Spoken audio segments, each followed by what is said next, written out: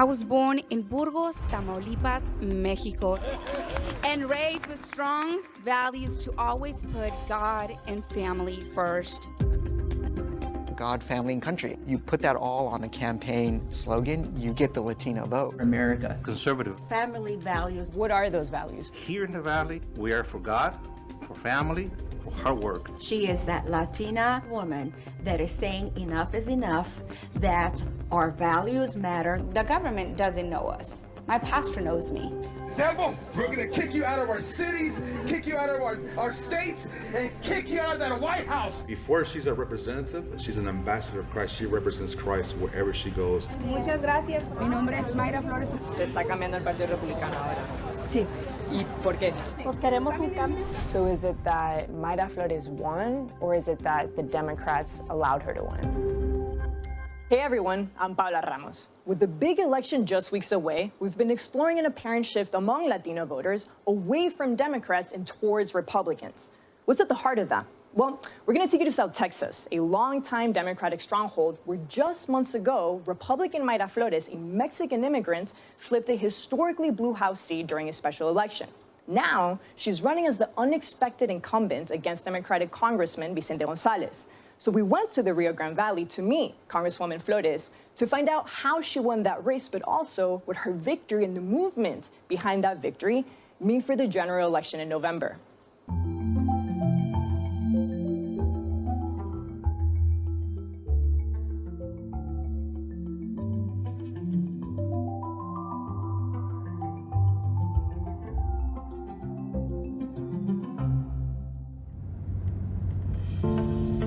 So we're in the Rio Grande Valley right now in South Texas, just steps away from the US-Mexico border.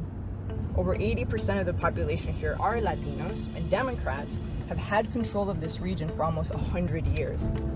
But all of that is changing right now.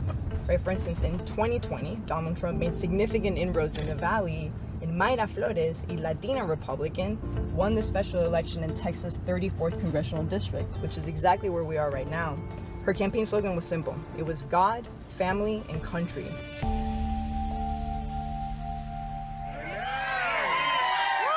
all about God. It's all about our families. It's all about Texas District 34. Before Mayra Flores won that special election, it seemed almost unthinkable that Republicans could win this big in a Democratic stronghold like the Rio Grande Valley. Her victory gave them reason to believe they could pull off the impossible again come November.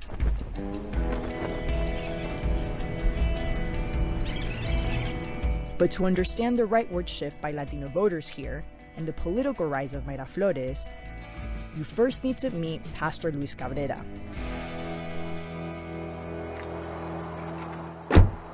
I want people, Lord, to come to know you, Jesus, so you can set them free, Lord. Because that's all I want, Lord. I want the biggest revival this nation has ever seen.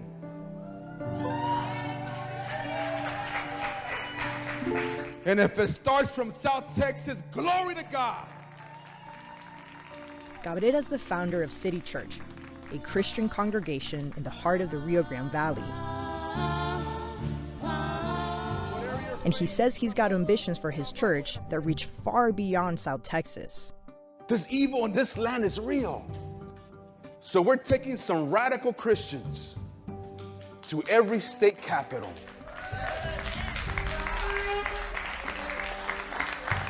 And we are declaring that every state belongs to the Lion of the tribe of Judah.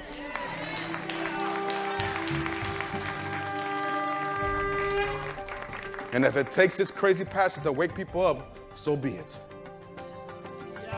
Let's go and set the captives free.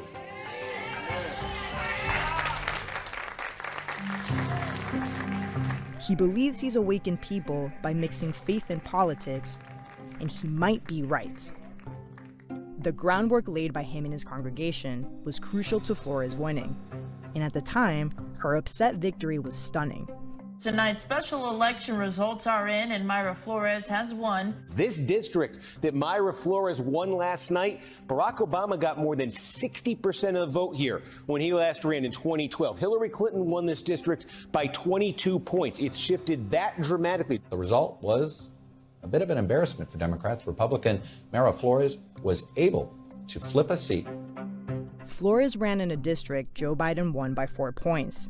She won by nearly twice as much in the special election, becoming the first Mexican-born woman sworn into Congress. I was born in Burgos, Tamaulipas, Mexico. Arriba Burgos, sí señor. Nationwide, Republicans need just 9 seats in November to gain control of the House. And the historically blue Rio Grande Valley, with the highest concentration of Latinos in Texas, might just put them closer to that goal. Mayra Flores showed them how to do it, with a strategy that starts and ends with the church. All right. This is where Mayra had her office. Oh man, and the posters are still there. Yes. A lot of stuff is still here. A lot of her big posters. So this was literally her campaign headquarters. Yeah. You know, she'll have meeting greens here, and of course she'll use our church sanctuary to have like big gatherings and stuff, and big meetings, and she still does it too. These are some of the pictures that, you know, we started from our church, but then of course Mayra's in. She's in a lot of them, yeah. Yeah, she's here. This is actually after I baptized her last Easter, and that's her husband, and I baptized her with that shirt on. By the power of Jesus, I baptize you today in the name of the Father, Son, and the Holy Spirit. The t-shirt Flores is wearing says "Make America Godly Again," the name of the political movement Pastor Cabrera led from within his church. The name was inspired by Donald Trump's MAGA movement, the same movement that gave Pastor Cabrera the opportunity to meet Mayra Flores a few years ago. Congresswoman Mayra Flores, you didn't just endorse her and support her. Her own campaign started and ended here, right here in these walls. Yes. Tell me about that. It's just, she just approached me one day, and, you know, and those Trump trains is when I met her. And she goes, Pastor, I applaud you for what you're doing. You're the only pastor that's doing what you're doing. And she goes, you know what? We're going to stay in contact. And then like months later, she decided to run for Congress. And so she reached out to me and said, Pastor, let's do like a meet and greet, like a dinner. I took my team over there, and she's like, Pastor, I'm going to run for Congress, but I want you to be involved in my campaign now. So she wanted the Make America Godly Again campaign to back her. Exactly. She goes, I want to use that slogan for my campaign. And how effective was it? Is that why she won? Did you say? I mean, it made a huge difference because now the church got involved. And so now the church was starting to say, okay, who is this person? And she's really running on that, Make America Godly Again. So, I mean, she was bold to do that. And I was like, and I told Mayra, are you serious? She goes, yes, Pastor. I want to make America Godly Again, and I want you to help me. I'm like, wow. Why so many Hispanics consider themselves Democrats, since the majority of us have been raised with strong conservative values? The Hispanic community's pro-God, pro-life, pro-family, pro-America. So why are we voting Democrat? Mayra Flores carried that same message throughout her campaign, reflecting the Make America Godly Again movement. God, family, country. Why was that so effective in your eyes, specifically within the Valley's Latino population? Why did it resonate? Well, because that's our values. As Latinos, you know that. I mean, we're raised with those values. We're raised to put God first. But the Valleys have always been there, right? Is the difference now that the churches were politicized, right? That the church was used as a political force to mobilize voters. What's the change now? I think what happened, the force behind it was now people are starting to wake up to the fact they're like, you know what, well, I'm a conservative at heart, so why am I voting this way? So what happened with Mayra and what does, we kind of exposed the truth. Like, if you believe in God, if God is really in your life, then you got to vote according to the word of God. The results from June showed the power of a conservative message among Latino voters in evangelical churches. And their influence, as in the case of Pastor Cabrera, is reaching Washington. Now that Mayra is in Congress, she's a member of Congress, what's your relationship like with her? I talk to her every day. Every day? Every day. I text her, we talk about? to her. My job is to disciple her. Before she's a representative, she's an ambassador of Christ. She represents Christ wherever she goes. To my amazing family, of course to God, because this would not have happened without him and me living in prayer every single day. Thank you so much. God bless America. While Flores thanked God and her family, there was another unexpected group of people she could thank for helping her win. More on that next.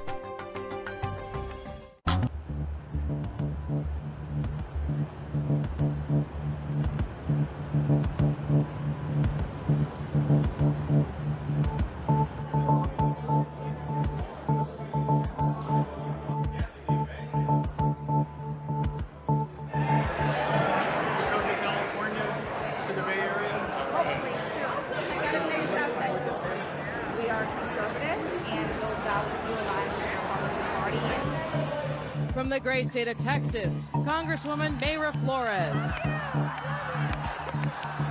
It's been just 3 months since Mayra Flores won the special election for Congress from the Rio Grande Valley, and she's already a star of the National Republican Party. They don't care about the American people. They only care about themselves and the power of the Democrat Party. With her victory in June, Mayra Flores gave Republicans new hope for winning over Latinos in November, not just in South Texas, but everywhere. Do not put God aside for no political party.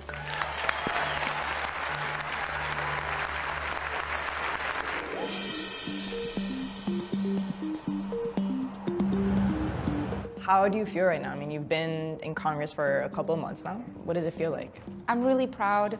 I'm really proud of the people that I represent, that we finally have a voice in Congress, and that people actually now care about us, what we have to say. And now local officials and everyone here in South Texas, it's getting to work, because they're realizing that if they don't get to work, they're gonna be voted out. Part of what really resonated with voters here was your campaign slogan. It was God, family, and country. What does that mean to you? Dios, familia y patria. ¿Qué es eso para usted? Significa mucho. Significa quién soy. I wouldn't be who I am today if it wasn't because I live in prayer every single day. In your special election campaign, do you think you were also able to garner the support of Democrats? I wouldn't have won if I wouldn't have had support from Democrats. Mayra Flores used to be a Democrat herself. She says she voted for Barack Obama in 2008, but she ended up switching parties and becoming a Republican. What was the turning point for you? Actually, a family member. A family member told me, Mayra, do you actually know what you're voting for? Do you know what Barack Obama stands for, what the Democrat Party stands for, and the Republican Party stands for? And I said, no, I actually don't. And then she said, well, I just encourage you to do your research and let me know what you think. And I did that, and I came back and I told her, hey, I actually think I align with the Republican Party. And why? Was it issues? Was it values? For me, it was the values. I'm not pro-life, so I just, that is very important to me. Do you support a complete and total ban of abortion? Is that something that you're for? No, I believe that there is exceptions. Do you believe that abortion is justifiable in cases of incest and rape? Yes, absolutely. You recently voted against codifying same-sex marriage. Mm-hmm. Why did you do that? To me, it was the Supreme Court. The Supreme Court has already legalized it, and I support the Supreme Court decision. I just think that, it was given to us, an hour before we had to vote on it. But why vote against it if you support it? Because I don't know enough of it. I'm not going to vote for something that I don't know enough information. So for me, it was, I do believe in traditional marriage, absolutely. But I also do believe that Congress has no business telling, states or how to live their lives. The Supreme Court already made a decision. It's already legal. But when you say you support traditional marriage, do you support the marriage between two women?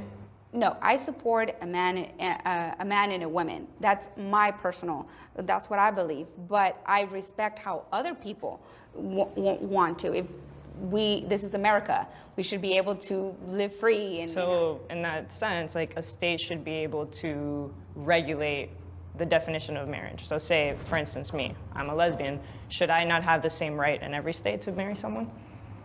I believe that it's up to the states, Not up to me. Well, of course, And I think that till this day, you're able to. No matter what, you're able to. Nothing has changed. Her positions on policy are not very different from what we heard from many Democrats here in the Valley. Voters who now, through candidates like Mayra Flores, are realizing they may have always been Republican after all. They call themselves the walkaways.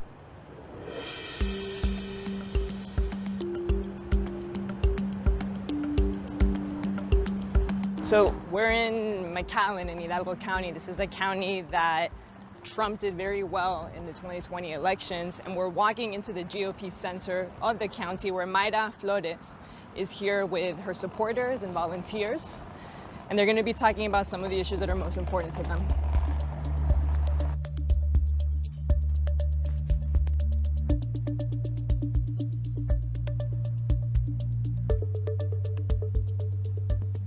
Hi everyone, how are you? Hi.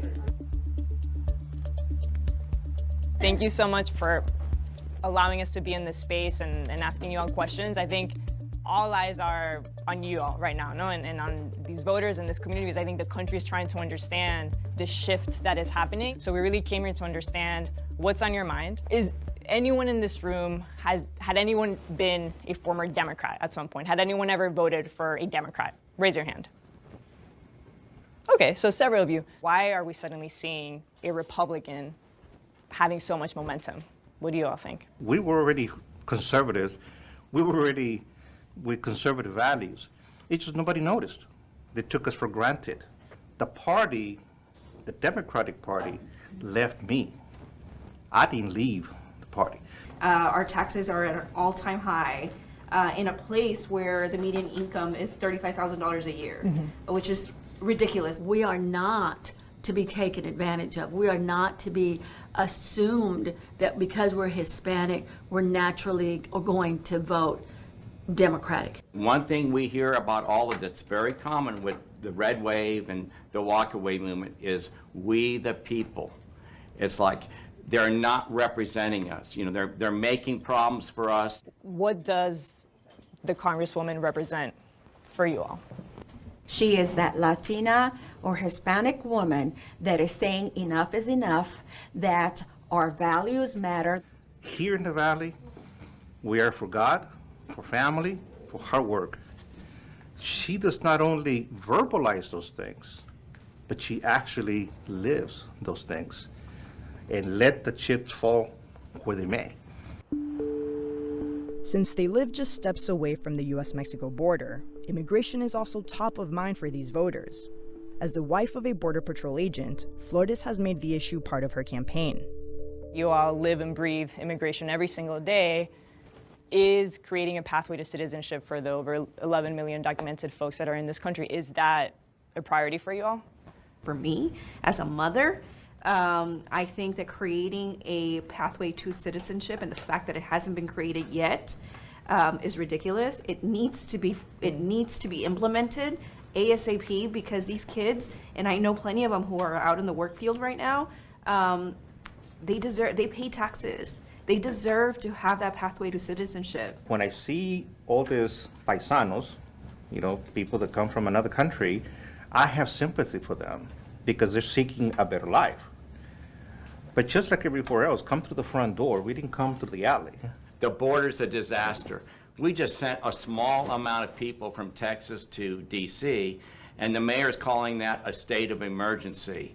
It's nothing what we have to deal with down here, nothing. Minuscule. Voices like these speak to the political transformation underway in South Texas, even in places where you least expect it.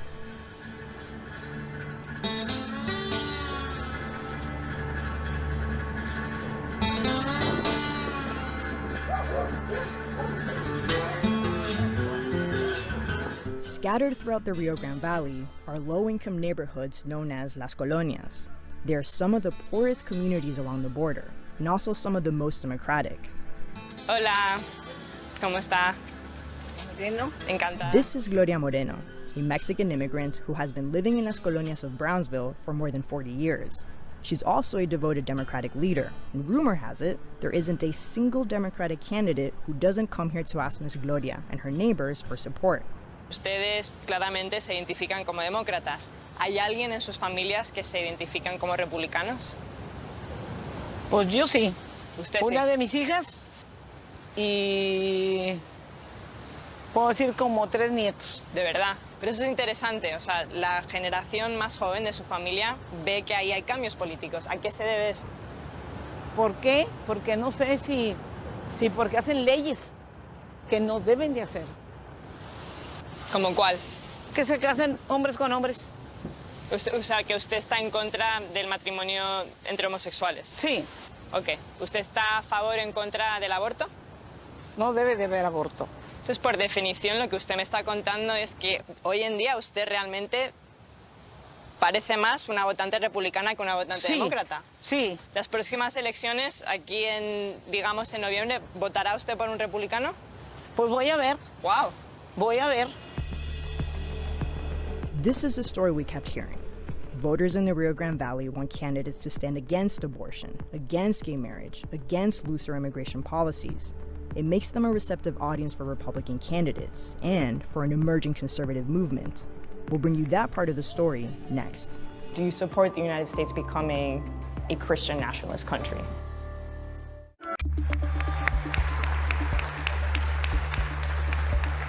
Thank you.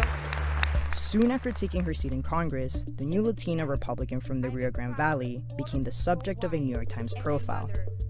It looked at her positions on policy, her doubts about the 2020 election, and her call to impeach Joe Biden, all under the headline, The Rise of the Far-Right Latina. Her supporters, and Mayra Flores herself, jumped to dispute it. The New York Times doesn't know me, doesn't know our culture. The New York Times sent this LA-based reporter to the Rio Grande Valley to write a hit piece about the new Republican congresswoman. Calling you the Latina face of the right wing of white supremacy.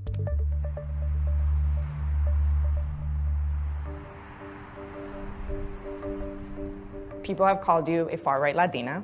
Yeah. And you perceive that as an attack. No? I do. What is so insulting to you about that? Because I have nothing or want nothing to do with the far right.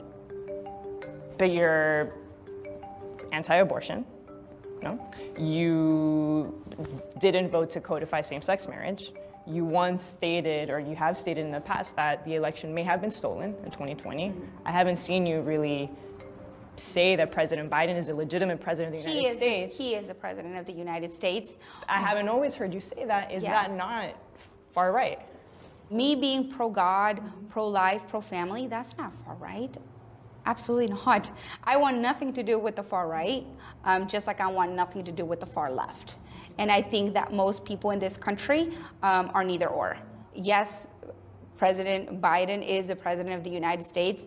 I do consider him the worst president of the United States, but he is the president of the United States. And, you know, I think that, you know, me being pro-God and pro-life and pro-family and shouldn't be considered those are values that I think many parties shouldn't be do. considered far right. Shouldn't be considered far right. And like I said, I want nothing to do with those people. If anything, they hurt us. Flores is running at a time when Republican candidates around the country have called for religion to play a greater role in government, some of them calling for an end to the separation of church and state, some of them calling for the U.S. to become an explicitly Christian nation. We need to be the party of nationalism, and I'm a Christian and I say it proudly. We should be Christian nationalists. The church is supposed to direct the government. The government is not supposed to direct the church. And I'm tired of this separation of church and state junk that's not in the Constitution. It was in a stinking letter, and it means nothing like what they say it does. We asked Congresswoman Flores for her view of government and religion. Do you think there should be a separation between church and state? Well, I believe that the government has no business, you know, getting involved with the church. But I do think that the church does have the right to get involved in the government and letting us know. Because again, I believe that the church knows the people better than the government.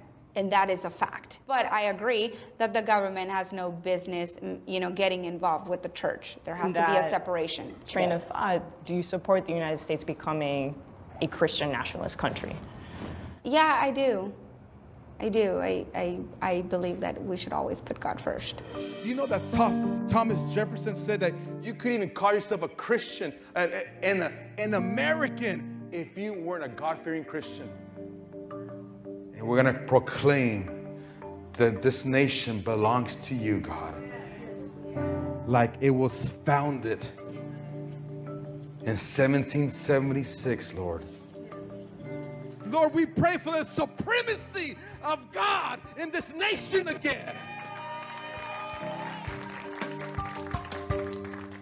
How involved do you think someone like you should actually be in politics and in guiding policy? Oh, I think we need to. We like I said, this nation was founded under God, and so we've gone away from that. The church has. But the nation, in the Constitution and in the Declaration of Independence, it doesn't give any partiality to Christianity. In fact, the opposite, right? How do you reconcile those two things? There's freedom of religion, but at the same time, they understood that this whole foundation was built on the Word of God.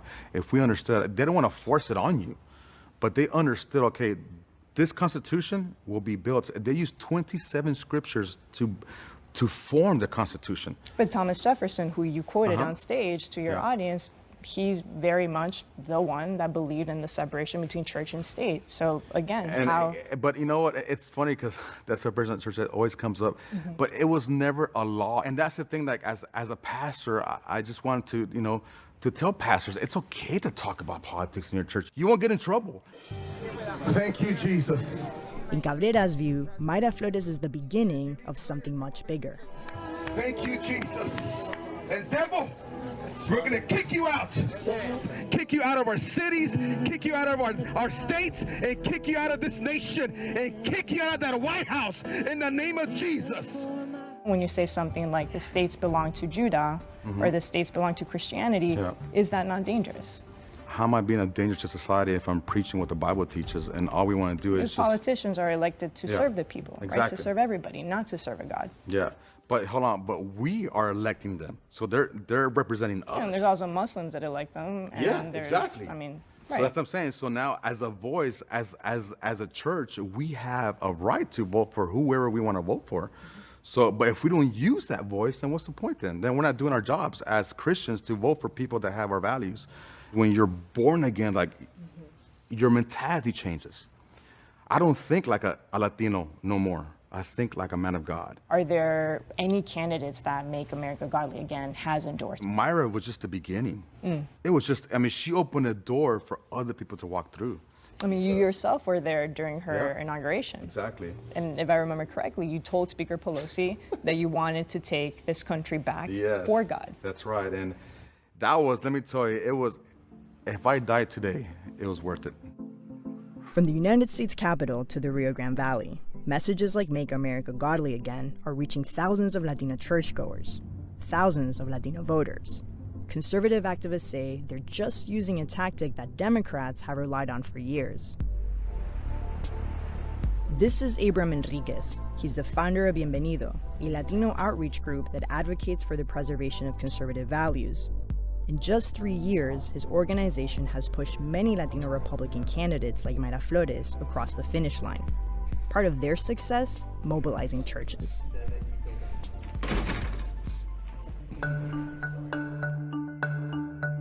Can you tell me a little bit more about Bienvenido's Faith Assembly team? How do you all organize? In 2019, we realized that to better engage and mobilize the Latino voters and to expose the message of conservative policy, the best way to do it was through the churches, because 8 out of 10 times, if a Latino is being outreached through the church, more than likely they believe in some of the conservative platforms, so it's much easier for them to get out and vote Republican. The Congresswoman started and ended her campaign in the church.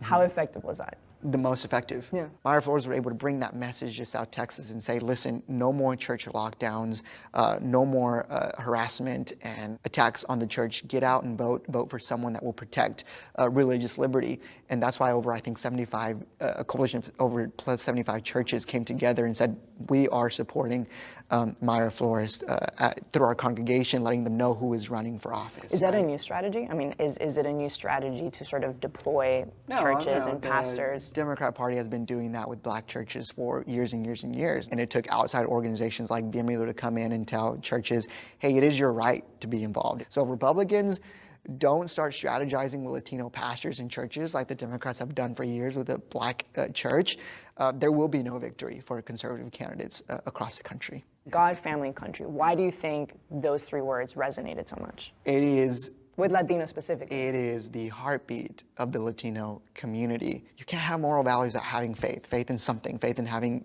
understanding that God is, your rights come from God and God only, right? So tying those things into That's a dangerous slogan. thing to say, that your rights come from God and God only. What do you mean by that? Absolutely not. Are you kidding me? Well, I would rather say that my rights come from God than rights come from government. Government can take away my rights. I mean, in the Constitution, we have unalienable rights that come from our Creator, being that we have the opportunity of life, liberty, and the pursuit of happiness. That only comes from you understanding that there is a moral conscience, right? And for Latinos, that means believing that our rights come from, our God-given rights come from God and not government. And I think that Congresswoman Mayra Flores is able to make that a political campaign. When I talked to the Congresswoman, she even said that she would support the United States becoming a Christian nationalist country. Mm-hmm. Those are her words. Mm-hmm. Do you support something like 100%. 100%. The Republicans we talked to in the Rio Grande Valley were clear about what they would do with power if they got it. Hello. Hi, how are you? Good. When we come back, we'll meet the Democrat who lost to Mayra Flores. Is it that Mayra Flores won, or is it that the Democrats allowed her to win?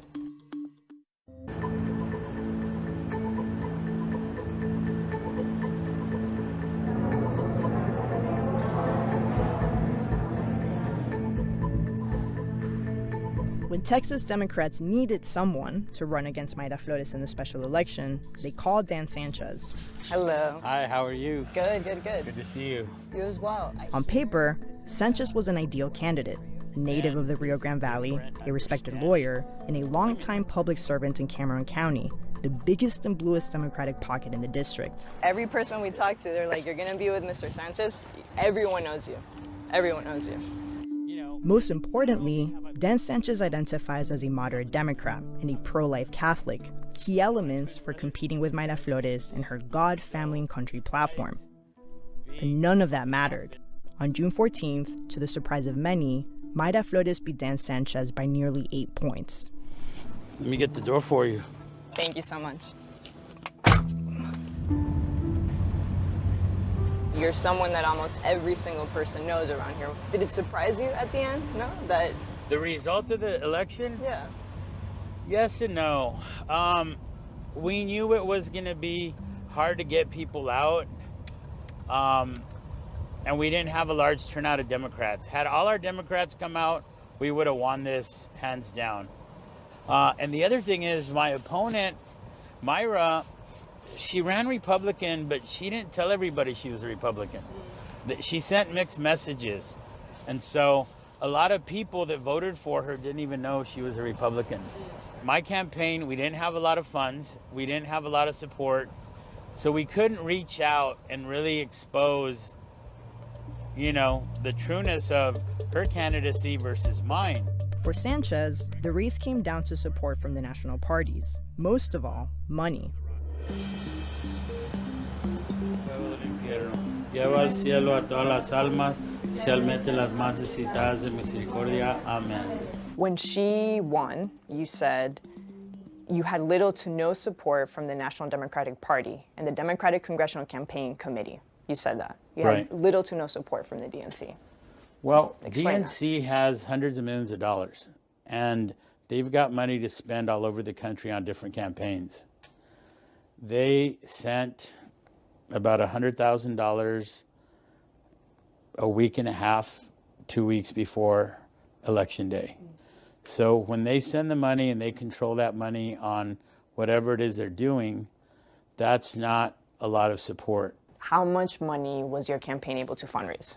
I'm going to say more or less about 150,000. How much money did Mayra Flores raise? I think what was spent on her side of the campaign, not necessarily by her, but by Republican, was about $1.6 million. Wow. It's a big difference. Oh, yes, quite a bit of difference. On ads alone, Republicans ended up spending more than $1 million for Flores compared to $134,000 spent by Democrats. Faced with this reality, Dan Sanchez says he decided to take a $100,000 loan from his retirement account to invest in his own campaign. 3 months after losing the election, he's still trying to repay it to avoid a penalty from the IRS. Your campaign manager said that the Democrats just gave up a Democratic congressional district for no reason, right? That it was a complete abdication of duty. What do you say about that? I think he's right. They knew that the Republicans had spent a bunch of money on Mayra Flores. They knew that she'd been campaigning for over a year. They knew that she was saturating the market with TV ads, with radio, digital, everything. And yet they did nothing. I mean, it's a personal cost, no? It's your political party, it's your community. Are you upset? I'm disenfranchised a little bit because even after the campaign was over, I didn't have Democrats coming to me saying, hey, let me help you with the debt. I did have Republicans come to me and say, hey, want to help you out. The Democratic National Committee told us they're proud to support state parties and candidates like Dan Sanchez. As for the upcoming November election, they said, quote, the DNC is investing in Texas Democrats' ground game and long-term party building that will help candidates in 2022 and beyond.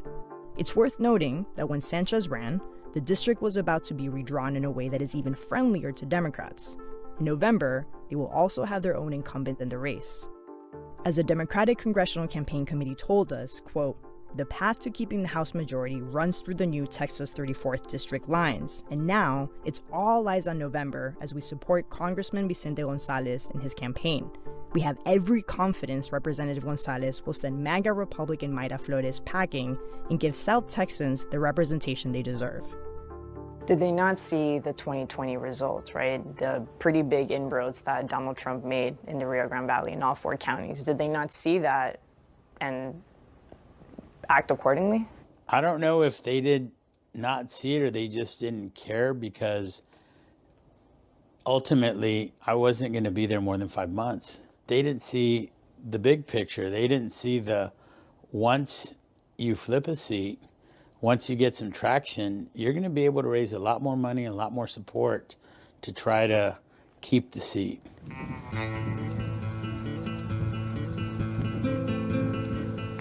Support in an election comes in many forms. Hello, with Jose Fuentes? Yes. Hey, Jose Fuentes, my name is David. I'm with Libre Action.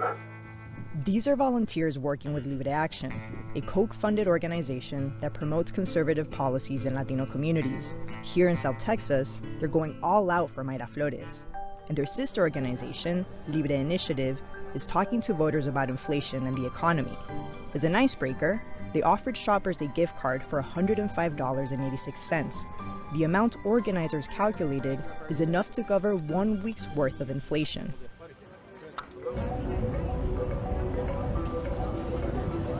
¿Cómo les va a ayudar este dinero? Bastante, ¿Sí? porque están los precios súper altos. Lo que comprábamos hace 2 meses, 1 mes y medio en $7, hoy te lo estamos comprando en 15. ¿Quién puede decir "Be libre"? While we were talking to people standing in line, Congresswoman Mayra Flores arrived as scheduled. What we saw next was a candidate converting Democrats into Republicans in real time. Hoy está aquí la congresista Mayra Flores. ¿Había oído hablar de ella antes? Sí, miré comerciales. ¿Y qué opina de ella? Pues esto que están haciendo en verdad ayuda muchísimo y a la vez nos ayuda pues saber por quién votar. Y ahora, después de haberla visto a ella, ¿qué está pensando en cuanto a su voto o afiliación política? Cuenta con mi voto, claro que sí. ¿De verdad? Claro que sí. ¿Alguna vez en el pasado ha votado usted por un republicano? No. ¿Se está cambiando el Partido Republicano ahora? Sí. ¿Y por qué? Pues queremos un cambio, ¿verdad? Y queremos ver el cambio, ¿verdad? Que sí se haga. ¿Por qué cree que con los demócratas no le han dado eso? Pues no. ¿Es la primera vez que vota por un republicano? Sí. The chairman of the Texas Democratic Party says that come this November, Democrats will win this congressional district. He seems completely confident that Democrats will have control again. Do you believe that? The confidence that Vicente Gonzalez will win is good, but only if the Democrats learn from my race. Have they? It seems like they're working and getting together and mobilizing the troops. It's going to cost money.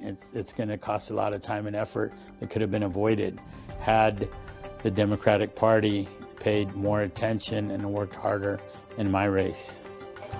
What happened in the Rio Grande Valley this year, with the rise of Mayra Flores, raised doubts about the Democratic playbook among Latino voters.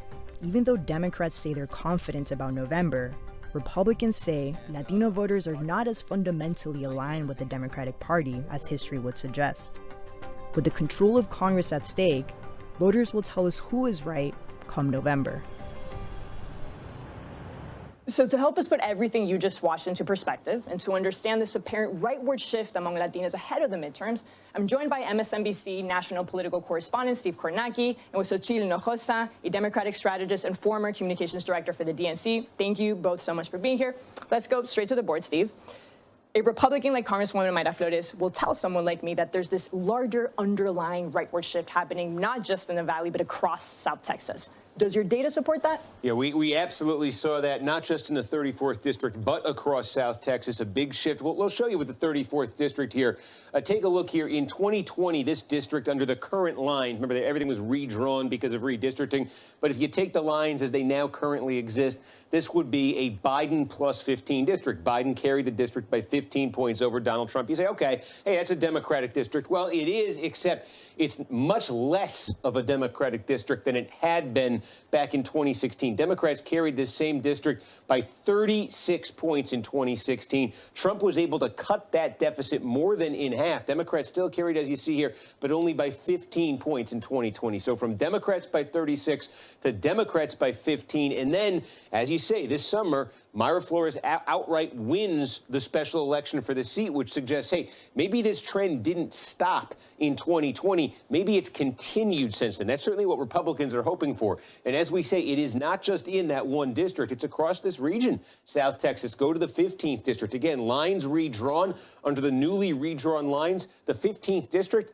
would be a Trump district. And that would be a shift because under that same configuration, Clinton would have carried this district by double digits, by 13 points in 2016. So you're seeing the shift there. You go next door, the 28th district, a Democrat. Henry Cuellar represents this district. He's got some of the most dramatic shifts we saw in the country took place in this district. Let's pick one county here, right on the border, Starr County, overwhelmingly Hispanic county here. Take a look at this. Joe Biden carried it by 5 points in 2020. How was it in 2016? It was a 60-point win for Hillary Clinton. From 60 down to 5, a 55-point shift in this border county toward the Republicans. Sochi, you're from Texas. Your family's deeply involved in Texas Democratic politics. You just heard Steve. What's your reaction to him? Well, it absolutely worries me. It worries me because we see the trends. But at the same time, when you're talking about Mayra Flores' district, which I'm from, it's very, very clear that Republicans invested there. They put a lot of money. They're still doing it. But turnout was at 7%. That's not that Latinos were turning out for Republicans. It's that Latinos didn't turn out. We've seen voter suppression laws passed in Texas. Republicans are obviously trying to silence the Latino community. So I'm not surprised by that. With that said, it should be a warning sign for Democrats moving forward that they need to invest in these communities if they want to hold on to large Latino districts like the one in South Texas. And I think that's the question, right? Where was the DNC? No? So I think looking back, did the DNC make a mistake by not having the same resources and funds as Republicans did in a place like the 34th District? I think National Democrats absolutely made a mistake. I think that they should have invested. They ended up giving Republicans a great narrative heading into the midterm elections that they're winning Latino voters when they're not. They're not necessarily winning Latino voters. And so I do think that this should be a lesson for them, but also they shouldn't be taking communities like the Latino community for granted. We talk about investment all the time, but we actually have to invest in mobilizing them in order to get them to turn out. And we'll see if Democrats do that between now and the election. We'll see. Xochitl Hinojosa, Steve Kornacki, thank you both so much for being here. And thank you at home for staying and for watching. I'm Paola Ramos.